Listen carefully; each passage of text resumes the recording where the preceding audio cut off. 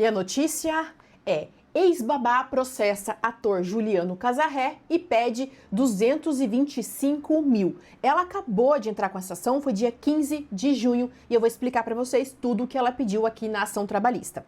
A autora disse que começou a trabalhar na residência do ator no dia 21 de outubro de 2024, exercendo a função de babá e também de empregada doméstica.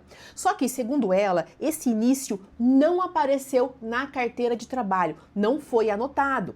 A autora afirma que a carteira só foi anotada depois, no dia 1º de dezembro de 2024, ou seja, na versão dela, ela trabalhou por pouco mais de 40 dias sem carteira assinada. Então aqui ela pede o vínculo, pede para que seja assinada essa carteira do período anterior. Agora aqui eu vou falar para vocês um dos principais pontos da ação. Ela disse que o seu primeiro registro, então ela tem duas anotações na carteira de trabalho dela. O primeiro registro, a carteira dela foi assinada com o salário de R$ 5.500. Só que pouco mais de um mês depois, no dia 14 de janeiro de 2025, este contrato foi encerrado formalmente. Deram baixa na carteira de trabalho dela.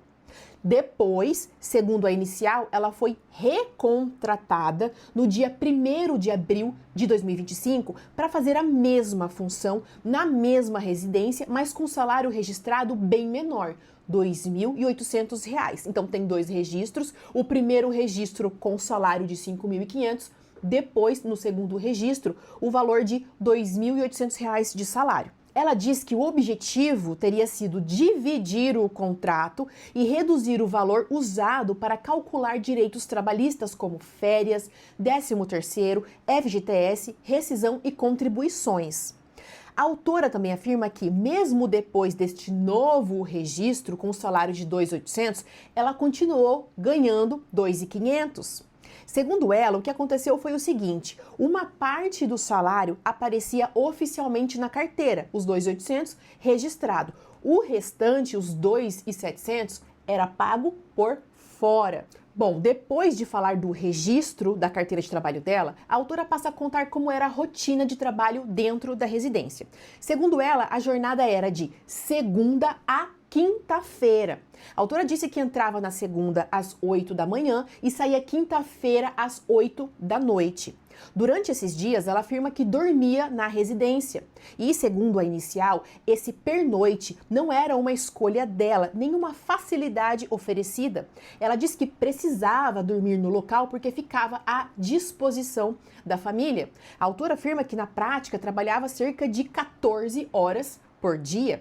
Segundo ela, o trabalho começava por volta das 8 da manhã e seguia até aproximadamente 10 da noite. Depois disso, mesmo tentando descansar, ela diz que continuava na casa e podia ser chamada durante a madrugada para atender as crianças. Por isso, além das horas extras, a autora também pede valores relacionados ao período noturno, adicional noturno, e também o sobreaviso. Sobreaviso é quando o empregado ele não está trabalhando efetivamente, ele fica esperando ser chamado. Então, ela diz aqui que ficava de sobreaviso. E junto com essa jornada, a autora também fala de acúmulo de função. Ela disse que foi contratada como babá, mas que na prática também fazia tarefas na casa. Segundo a inicial, ela cuidava diretamente de 3 crianças, além de ajudar em demandas envolvendo adolescentes. A autora afirma que no total a residência tinha 6 filhos.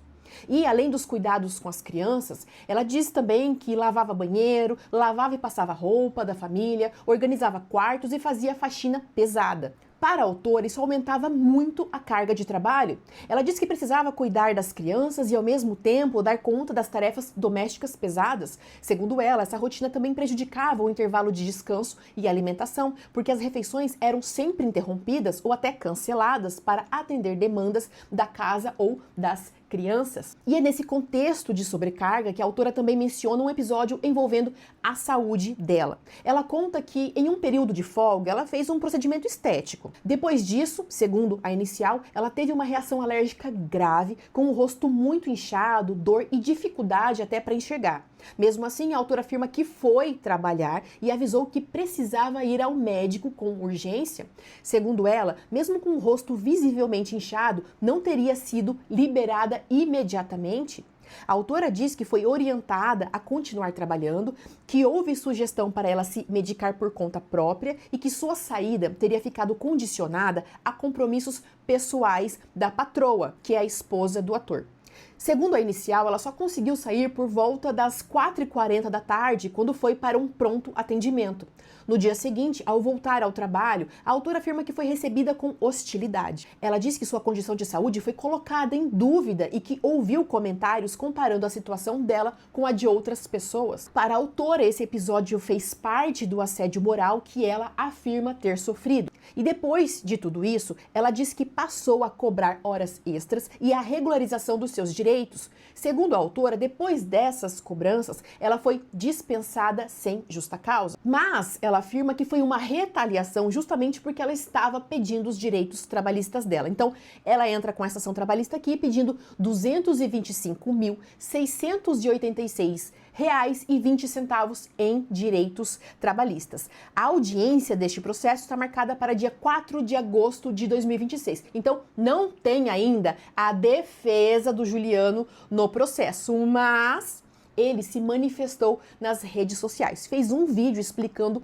toda essa situação, todo esse bololô, e aqui eu vou fazer um resumo do vídeo que eu assisti pra vocês. Bom, primeiro, sobre o salário, o ator disse o seguinte, que ela foi recomendada e disse que trabalharia pelo valor de R$ 5.500. Então, o ator e a esposa dele, a Letícia, aceitaram e ela começa a trabalhar. Ele disse o seguinte, que a carteira foi assinada no valor de R$ 5.500, mas quando ela viu todos os descontos que eram feitos no salário dela, ela não gostou e pediu para que uma parte fosse, então, registrada e a outra parte fosse paga por fora. Isso foi um pedido da autora para o Juliano e para a Letícia, a esposa dele. E ele disse que sabe que isso está errado, mas que a babá era muito boa, uma ótima profissional, não queria perdê-la, então acabou aceitando essa condição. Ele disse que sim, ela dormia na residência, ela tinha uma suíte para descansar, para dormir, que ficava fora da casa, ficava em uma edícula. Ele disse que ela nunca foi chamada de madrugada, ela ia lá para o quarto dela, descansava, e quem cuidava das crianças de madrugada eram os pais. Que a maior parte do tempo ela cuidava do bebê, que ela foi contratada como babá para cuidar do bebê. As outras crianças que são maiores iam para a escola. E também o bebê, quando dormia, ela tinha ali naquele período o horário de descanso dela. Ela tinha 2 horas para descansar e que sempre descansava. Então, o horário para descanso e refeição, ela tinha 2 horas. Sobre o problema de saúde, o ator disse que ela chegou numa segunda-feira lá na residência dizendo que estava com uma alergia grave. Ele pede, então, um atestado médico, ela disse que não tem, e aí eu vou misturar um pouco aqui do que ele fala com um áudio que eu escutei do processo, onde a Letícia fala. E aí é pedido para ela o atestado daquele dia, ela disse que não tem o atestado, então pede para ela para ligar pro dentista, ela disse que é um dentista público, que não tem o telefone.